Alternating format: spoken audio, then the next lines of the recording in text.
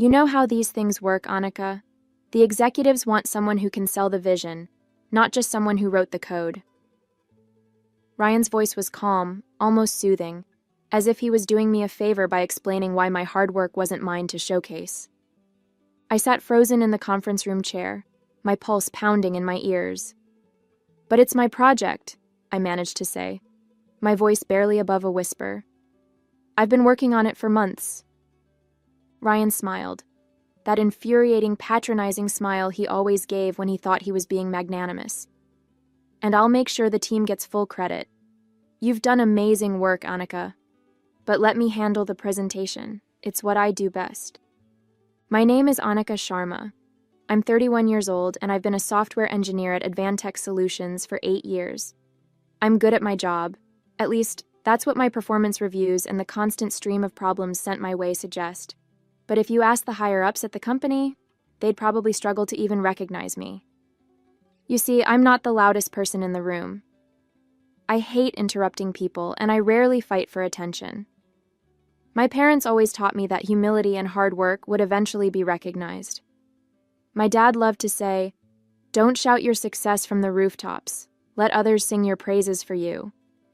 That advice worked well enough in school, but in the corporate world, I'd quickly learned that silence didn't bring applause. It brought invisibility. Still, I wasn't bitter about it. Not really. I loved my work. Building things from scratch, solving problems, and creating something that people could use felt like magic. I wasn't chasing accolades. I just wanted to make something great. That's what kept me at my desk late into the night, long after the rest of my team had gone home.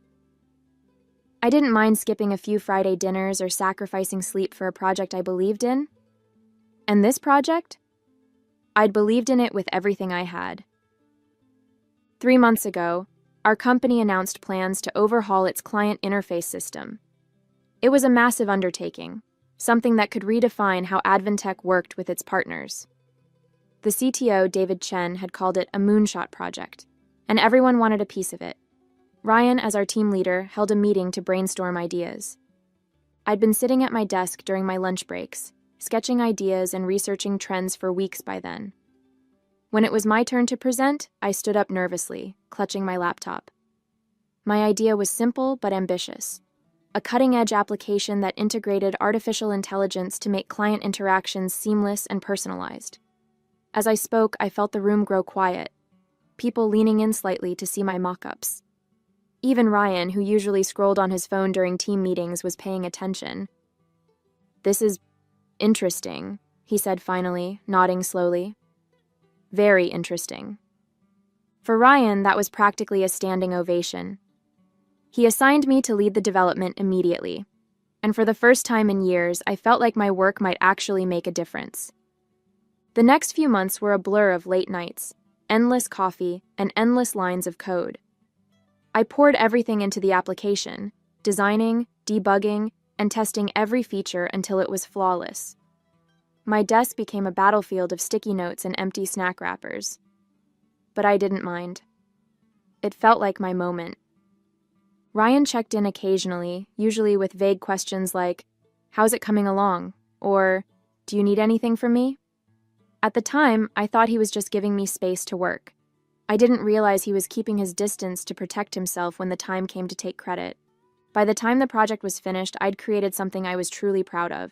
The application wasn't just functional, it was intuitive, elegant, and revolutionary.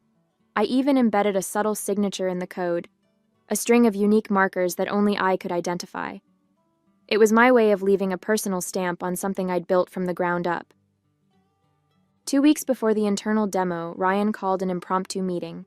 He'd been unusually quiet about the project lately, and I assumed he wanted to go over final adjustments. Instead, he dropped the bombshell. "So," he began, glancing around the room, "we're all set for the presentation next week. I'll be presenting on behalf of the team." I blinked, sure I'd misheard. "Wait," I said slowly. "You're presenting?" "Of course," Ryan replied smoothly. "It's my job as the team leader. Don't worry, Annika, I'll make sure the team gets recognition." "But," I started, my voice faltering. "I've been working on this project for months. I know it better than anyone. Exactly, he said, cutting me off. You've done incredible work, and I can't thank you enough. But the execs don't want technical jargon. They want someone who can sell the big picture. Trust me, it's better this way. The room was silent. I looked around at my colleagues, hoping someone might back me up, but no one met my eyes. Most of them hadn't been directly involved in the project and probably didn't want to risk rocking the boat. I wanted to argue, to demand what was rightfully mine, but the words wouldn't come. I nodded stiffly and left the room, my stomach churning with anger and frustration. That evening, I called Maya. She was in the middle of choosing centerpieces for her wedding, but she dropped everything when she heard the quiver in my voice.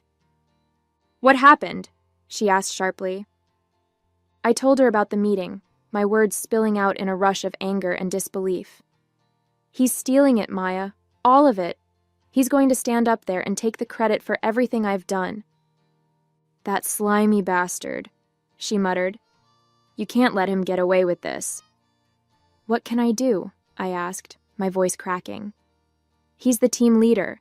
Everyone listens to him. No one will believe me. Maya was quiet for a moment. Then she said, Do you have proof? The question hung in the air, sharp and deliberate.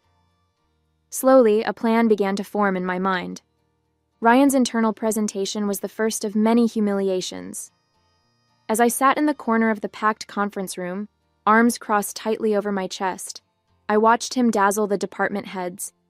He clicked through slides filled with mock-ups I had created, his voice smooth and confident as he explained his vision. This app that I created, he said, gesturing dramatically toward the screen, will revolutionize the way we interact with clients. It's all about creating a seamless experience, one that's intuitive, adaptable, and responsive. That's what I wanted to achieve with this project. I felt the air leave my lungs. What he wanted to achieve. He hadn't written a single line of code. His only contribution was approving my proposal in the first place. My stomach churned as I realized no one in the room would ever know the truth, not unless I told them. But I didn't. I sat there, silent and paralyzed, as the room erupted in applause. Ryan beamed, shaking hands with department heads as they congratulated him. I couldn't bear to meet anyone's eyes as I slipped out of the room. That night, I lay awake in bed, staring at the ceiling. My mind raced with every possible outcome if I confronted Ryan. What if I was labeled difficult or ungrateful? What if he twisted the narrative and turned my team against me? I thought about calling my parents, but I already knew what my mom would say. It's just one project, Beta. Let it go. Keep working hard, and you'll get your chance. My dad would agree. You don't want to make enemies at work. Your time will come. The thought made me angrier. I didn't want to wait for my time to come. I wanted to fight for it. But the idea of standing up to Ryan, of challenging someone who held all the power, left me feeling small and powerless. The next morning, Maya cornered me in the break room, her arms crossed and her expression sharp. So, she demanded, what's the plan? I sighed, leaning against the counter. There is no plan. What am I supposed to do, Maya? March into HR and accuse him of theft? They'd laugh me out of the building. Not if you have proof, she said, narrowing her eyes. You said you left a signature in the code, right? Something only you would recognize? Yes, I admitted. But that doesn't mean they'll care. Ryan's the golden boy. Everyone loves him. Maya's expression softened slightly. Look, I get it. This isn't easy. But you can't let him walk all over you, Annika. You deserve better than this. Her words stayed with me for the rest of the day. By the time I got home, I'd made up my mind. If I was going to fight back, I needed to be smart about it. Maya and I met after work that week, huddled in the corner of a small cafe a few blocks from the office. She had her wedding planner spread out on the table, but she shoved it aside as soon as I sat down. Okay, she said, pulling out a notebook. Let's figure this out. What's the best way to prove that you built this app? I hesitated. The signature is the most obvious thing, but I'd need a way to show it publicly. If it's just my word against his in front of HR, it won't go anywhere. Then we make it public. Maya said, her eyes gleaming with determination. When's the next big event where he's showing off your work? I blinked. The Tech Summit, I said slowly. He's presenting the app there to potential investors. Maya's smile widened. Perfect. That's your moment. Over the next few weeks, we worked on the plan in secret. Maya was relentless, pushing me to rehearse what I'd say and double-check every detail. She made me visualize the moment when I'd reveal the signature, forcing me to confront my fear of speaking up in front of a crowd. What if it backfires? I asked one night, my voice shaking. What if Ryan spins it and makes me look like the bad guy? Then you keep pushing, Maya said firmly. You have the truth on your side, Annika. That's something he can't fake. Despite her encouragement, the stakes weighed heavily on me. Ryan wasn't just my boss. He was well connected with allies in upper management.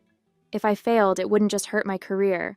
It would brand me as a troublemaker, someone who couldn't be trusted. At work, I kept up appearances. I nodded politely in meetings, answered Ryan's questions when asked, and smiled through clenched teeth whenever he paraded the app in front of our colleagues. But beneath the surface, I was a bundle of nerves. Every time Ryan mentioned the Tech Summit, I felt a fresh wave of anxiety. Annika, he said one afternoon, stopping by my desk, I just wanted to say how much I appreciate all your hard work on this project. It's been incredible watching it come together. I stared at him, biting back the urge to say something snarky. Thanks, I said stiffly. He grinned. I think this is going to be a big win for the company, and for the team, of course. As he walked away, Maya appeared at my desk, her eyebrows raised. He's laying it on thick, huh? Too thick, I muttered. It's like he knows something's up.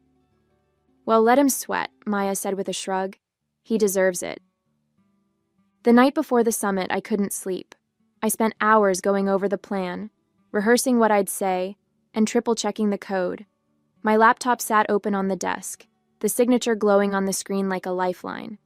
It was proof that the app was mine, and I was finally ready to show it to the world. When I finally crawled into bed, exhaustion overtook me. But instead of the usual doubts and fears, I felt something different. Hope. The Tech Summit was everything I'd imagined it would be. Sleek, bustling, and impossibly intimidating. The venue, a towering conference center in the heart of the city, was packed with industry leaders, investors, and journalists. The hum of conversation filled the air, mingling with the faint clatter of keyboards and the soft glow of digital screens. Everywhere I looked, people were networking, exchanging ideas and pitching dreams. And then there was me, fidgeting with the hem of my blazer, clutching my laptop bag like a lifeline, and praying I wouldn't trip over my words when the time came. Relax, Maya whispered, giving my arm a reassuring squeeze. She was here as my +1, claiming she'd needed a break from wedding planning, but I knew she'd cleared her schedule just to be here for me. You've got this. Just stick to the plan. I nodded, though my heart was pounding. Ryan was set to present in less than an hour, and my stomach churned at the thought of sitting through another performance where he paraded my work as his own. But this time would be different. This time, I was ready. The auditorium was massive, with rows of plush seating and a stage flanked by towering screens. I took a seat near the back, tucking myself into the shadows as Ryan walked onto the stage.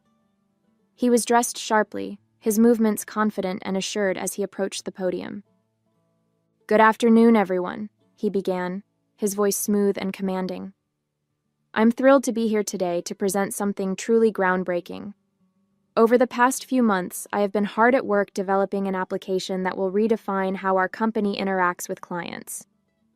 The screens behind him lit up with images of the app, my app, and I felt a fresh wave of anger rise in my chest. He launched into his pitch, describing the features and benefits with the ease of someone who'd rehearsed every line to perfection. As you can see, he said, gesturing toward a live demo on the screen, this application is all about creating a seamless, personalized experience. It's adaptable, intuitive, and built to evolve with the needs of our clients. The audience murmured appreciatively, and I gripped the edge of my seat, my nails digging into the fabric. Every word he spoke felt like a punch to the gut. This was my work, my vision, and he was standing there basking in the spotlight like he'd built it himself. I glanced at Maya, who gave me a small nod. It was time. With trembling hands, I opened my laptop and connected to the auditorium's network. I'd spent hours rehearsing this, ensuring every step was flawless. All it took was a few keystrokes, and the live demo on the screen flickered. For a moment, the room was silent, save for the faint hum of the equipment. Then, in bold letters across the bottom of the screen, a message appeared. Developed by Annika Sharma. The murmurs in the audience turned into a collective gasp. Ryan froze mid-sentence, his face paling as he turned to look at the screen behind him. For a moment he seemed confused, as if trying to process what had just happened. "What?" he stammered, spinning back toward the audience. "There must be some mistake." I stood up, my legs shaky but my resolve firm. My heart was pounding so hard I could barely hear myself speak, but I forced the words out anyway. "There's no mistake," I said, my voice steady. "The application you're looking at was developed entirely by me." The room fell silent. All eyes turned to me as I made my way down the aisle, my laptop clutched tightly to my chest. Ryan stared at me, his expression a mixture of panic and fury. "This project," I continued, my voice growing stronger with each step, "was my idea from the beginning. I designed it, coded it, and tested every feature. And I can prove it." I reached the stage, pulling up the code on my laptop. Embedded in the application is a unique identifier, a digital signature. It's a series of markers I created, something that couldn't be added after the fact. If you look closely, you'll see it signed with my initials. The audience leaned forward, craning to see the screen as I projected the code onto the monitors. Sure enough, the signature was there, glowing brightly for everyone to see. A ripple of murmurs spread through the room, and I could see heads turning, people whispering to each other. Ryan's face was a mask of disbelief. "Annika, what are you doing?" he hissed, his voice low and desperate. "You're making a scene." "No," I said firmly, meeting his gaze. "I'm telling the truth." The next few minutes were a blur. Executives from Advantech rushed to the stage, their faces a mix of confusion and concern. I answered their questions calmly, explaining the signature and my role in the project. The more I spoke, the more the room shifted. What had started as skepticism turned into understanding, and then into something I hadn't felt in months: validation. Ryan tried to salvage the moment, throwing out excuses and claiming he'd overseen the project, but it was clear he'd lost the room. The damage was done. Backstage, Ryan cornered me, his face flushed with anger. "You had no right to do that," he snapped.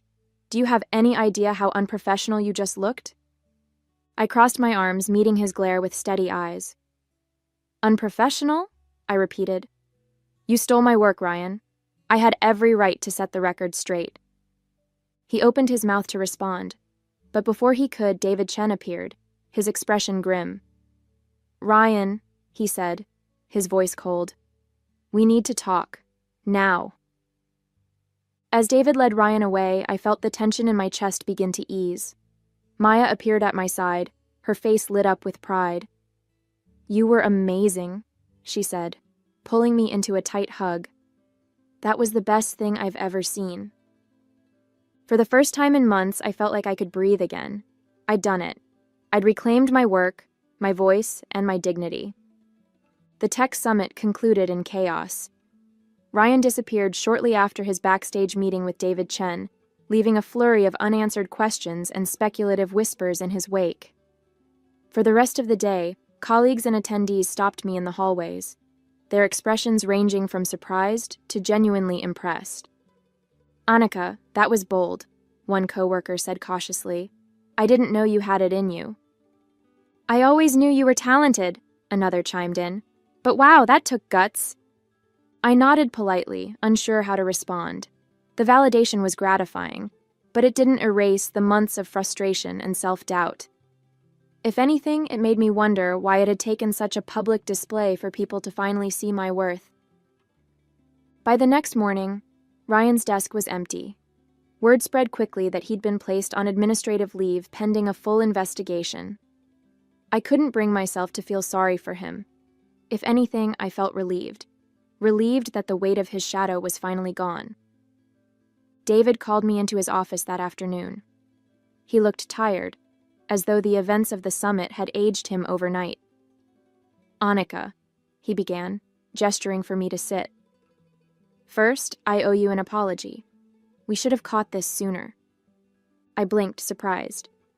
"It wasn't your fault," I said carefully. "Ryan knew how to cover his tracks." David sighed, leaning back in his chair. "That doesn't excuse it. What happened was unacceptable, and I want you to know we're taking steps to ensure it never happens again. As for your work on the application," he hesitated, then offered a small, genuine smile. "You've done something incredible. We want to make sure you get the recognition you deserve." The following week, David stood before the entire company during the all-hands meeting and did something I never thought I'd see. He acknowledged me. Not just in passing, but with a full, detailed account of my contributions to the project. "Annika Sharma single-handedly developed the application that is now setting a new standard for our industry," he said, gesturing toward me as the room erupted in applause. It felt surreal. For so long, I'd been invisible, a quiet worker in the background, overshadowed by louder voices. Now the spotlight was on me, and for the first time, I didn't feel the urge to shy away from it. The company offered me a promotion shortly after, along with the opportunity to lead my next project. At first, I hesitated. Part of me worried that stepping into the spotlight again might invite more scrutiny, or worse, another Ryan. But Maya's voice echoed in my head, "You deserve better than this." And so I accepted. Slowly, I began to rebuild my confidence, leaning into the parts of myself I'd always been afraid to show. I spoke up more in meetings, reached out to colleagues for feedback, and even started mentoring junior developers. The more I pushed myself, the more I realized that being seen didn't mean being vulnerable. It meant being brave. Months after the summit, life felt different. Not wildly so. I still spent my mornings fighting with my alarm clock and my evenings unwinding with tea and a book. But there was a quiet shift, an undercurrent of confidence that hadn't been there before. At work, I no longer hesitated to share my ideas. In meetings, I raised my hand instead of waiting for someone to call on me. I set boundaries when my workload grew too heavy, and I didn't apologize for taking credit where it was due. It wasn't easy. Decades of staying quiet couldn't be undone overnight, but I was learning, step by step, that my voice mattered. One of the biggest surprises was how my relationships at work changed. Some colleagues, especially those who'd been indifferent to Ryan's antics, were distant at first, unsure of how to approach me. But others, like Maya, rallied around me, becoming more than just coworkers. We celebrated small wins together, shared frustrations over impossible deadlines, and even joked about forming a Team Annika fan club. For the first time, I felt like I belonged, not just in the office, but in my own skin. Personally, the journey had been just as transformative. One Saturday afternoon, my dad called to ask about work. "We saw the article about your app," he said, pride evident in his voice. "Your mom's been showing it to everyone, even the neighbors." I laughed, picturing my mom waving her phone at unsuspecting aunties in the neighborhood. "Thanks, Dad. It's been a lot, but good." He hesitated. "You know, Beta, we've always told you to stay humble, but maybe it's okay to be a little proud too." That simple statement brought tears to my eyes. It felt like permission, not just from him but from myself, to let go of the fear that had held me back for so long. One evening, after a particularly successful project launch, Maya and I sat on a bench outside the office, sharing a bottle of soda like we used to during late nights at work. The city buzzed around us, the sounds of traffic and laughter mixing with the faint glow of streetlights. You did it, Maya said, nudging me with her elbow. You're officially a badass. I laughed. I had a pretty great coach. Her smile softened. Seriously, Annika, I'm proud of you. You fought for yourself, and you won. That's not something everyone can do.